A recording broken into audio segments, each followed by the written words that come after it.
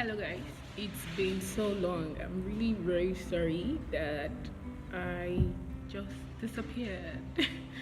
So school has been very busy. Like I said to you guys, it's my last semester and it's been so hectic, guys. It's not been so, projects and all that stuff. So today I'm going to be talking about choices. The choices we make in life, they either break us or they make us. The choices we make, they either make us to be kings in the future or they make us to be slaves to the people that are meant to serve us. Choices are very powerful. The choices you make today, the decisions you make today are very, very powerful. Um, there was a day I was traveling and I saw an elderly man, very old, and he was the one giving us tickets and all. And I felt so bad. Like my sister was almost crying. She was with me, and I was telling her, I'm like, see, it's not like I don't pity these people, but the choices they made in the past is what is haunting them right now. The choices they made is what is haunting them. There were choices that they did make, and there were choices that they made that has made them to be where they are today. The choice Jesus made is the reason why we have salvation today. In the book of Luke chapter 4, I think verse 2 or thereabout, Jesus was tempted by the devil.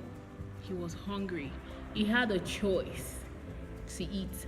But for the sake of what he was coming to do, he knew what he was coming to do. He knew the magnitude of what he was going to do for the whole world. He refused to yield to the devil. And because of that, he has a name that when it is mentioned, that every knee must bow, every tongue will confess that Jesus is Lord. He has a name that can't be compared to any other name. So there are choices you make that make you to reign with kings, and there are choices you make that make you to, be down there. Joseph also made a choice. I'm sure if it's in our world today, a lot of people will say, opportunity come but once. So especially with Nigerians, be like, opportunity come but once. And they'll be like, my master's wife, and they'll jump at it. I think you can find that in Genesis 39. And they'll jump at the opportunity. See, sugar mommy, this, that. But Joseph fled. He made a choice not to do that. And at the end, what happened? I'll just say he was the one ruling Egypt. Pharaoh committed everything to his hands. Now let's talk about Daniel. Daniel refused to to defile himself with a portion of the king's food. When I'm sure everybody would be like, wow, this one we're in the palace, let us enjoy ourselves, and we're far away from home, so it's time for us to flex ourselves and stuff like that. But Daniel refused to defile himself. Daniel, I think 1:8. Daniel refused to defile himself. He decided to to do like a partial fast, called the Daniel fasted.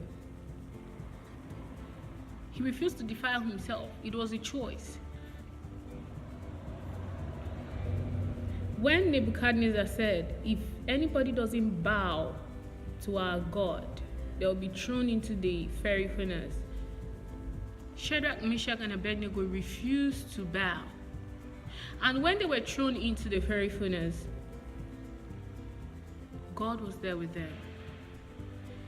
King Nebuchadnezzar himself said something. He said, there is somebody that looks like the Son of God. And as a result of that decision they made, at the end, Nebuchadnezzar ordered everybody to serve their God. Guys, the choices you make either destroy you or they make you.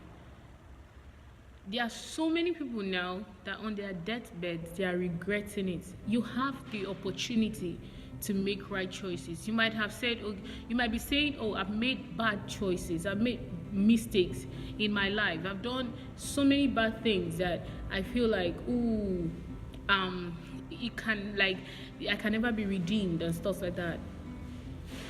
Jesus died for us, for our sins to be cleansed. His blood washes away all our sins.